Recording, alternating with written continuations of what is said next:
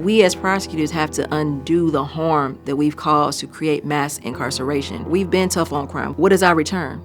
People think of the police as the ones who bring people into the system. A lot of people don't recognize that prosecutors can stop criminal justice involvement at the moment of arrest. It is their decision and their decision alone whether or not to charge someone, whether or not that case will move forward at all, or whether any system involvement can stop right there.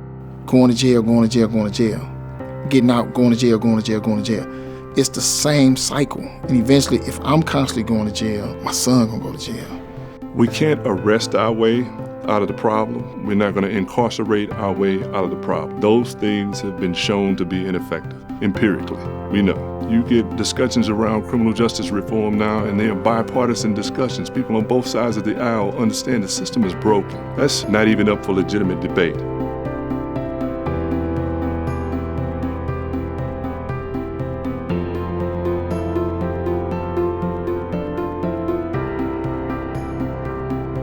Defendants were once victims. It's a cycle. They need therapists.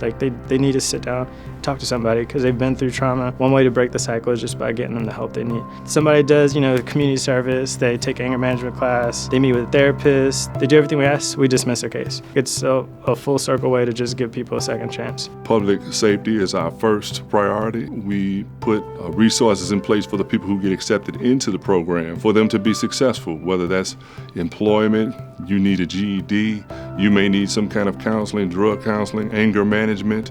There's any number of support resources we put in place for you to be successful. What I do inside the diversion program is I actually show these kids and search for their why. So what we do is a constantly 24/7 mentoring service that I actually provide to go get them to be a better person. If I got resources to get them a job, I get them a job. I put them on the right track.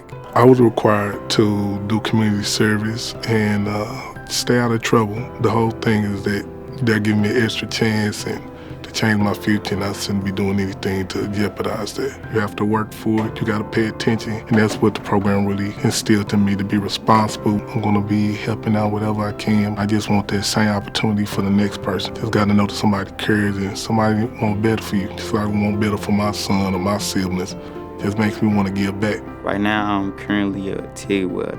I went to school for it back then, but I got off track. The program motivated me to get back into that. I met Mr. Sid telling me man, the path you going down, it ain't a good road for you. I ain't want to listen. He had me a lot, understand a lot. Sometimes I ain't have gas, he'll come pick me up. I ain't think that, where I come from, somebody would do something like that for me.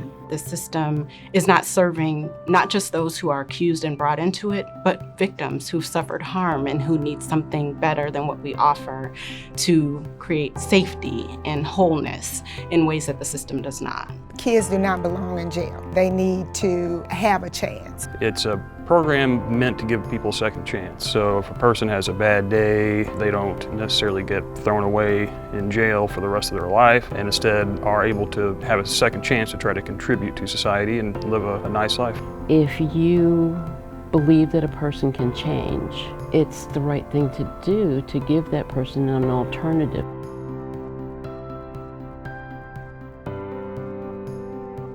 It's a concept where you get to the root causes of why this individual is doing the things they're doing. So you address the harm by giving them the resources to address the PTSD that's causing that individual to be hypervigilant. It is addressing the economic issues in terms of why this person is breaking into cars because they're trying to support their family or they have lack of food. It's addressing this crisis that I see. We give people resources after we lock them up. We need to move that before we lock them up, and we can reduce crime. The prison system is now the biggest provider of mental health treatment in the country. It's extremely expensive to keep people in those institutions. They don't always get the proper treatment that they need, especially mental health clients and people with substance abuse problems. We want to get people out of those systems so that we don't have the overcrowding and the expense of housing them in institutions when they can be productive citizens out in the world.